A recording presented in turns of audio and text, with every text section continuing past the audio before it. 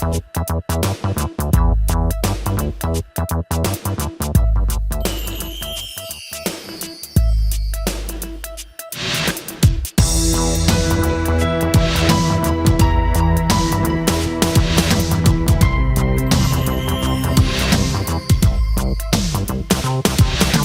I have a story that I'd like to tell about this guy you all know. He had me scared so well.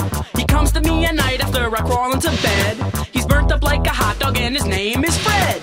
He wears the same hat and sweater every single day, and even if it's hot outside, he wears it anyway. He's home when I'm awake and he shows up when I'm asleep.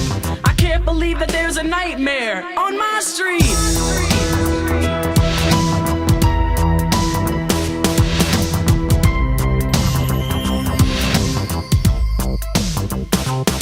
It was a Saturday evening, if I remember it right, and we had just gotten back off tour last night. So the gang and I thought that it would be groovy if we summoned up the posse and done rushed the movie. I got Angie, he got Tina, Reddy Rock got some girl I've never seen in my life. That was alright because the lady was chill. Then we dipped to the theater, set to ill.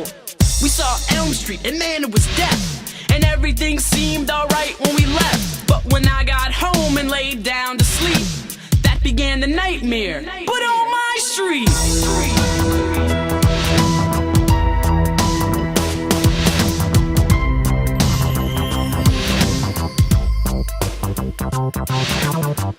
It was burning in my room like an oven. My bed soaked with sweat and man, I was bugging. I checked the clock and it stopped at 12:30. It had melted, it was so darn hot, and I was thirsty. I went downstairs to grab a juice or a Coke, flipped the TV off, and then I almost choked when I heard this awful voice coming from behind and said, I'm a favorite letter and now you must pay. Man, I ain't even wait to see you, it was broke inside my drawers and screamed so long, cuz got halfway up the block, I calmed down and stopped screaming, then thought, oh, I get it, I must be dreaming. I strolled back home with a grin on my grill. I'm thinking, since this is a dream, I might as well get ill. I walked in the house, the big bad fresh prince, but Freddy killed all that noise real quick.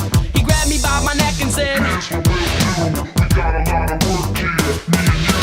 The souls of the friends you will now proclaim. You've got the body and I've got the brains. it wasn't a dream, man, this guy was for real. I said, Freddy, there's been an awful mistake here.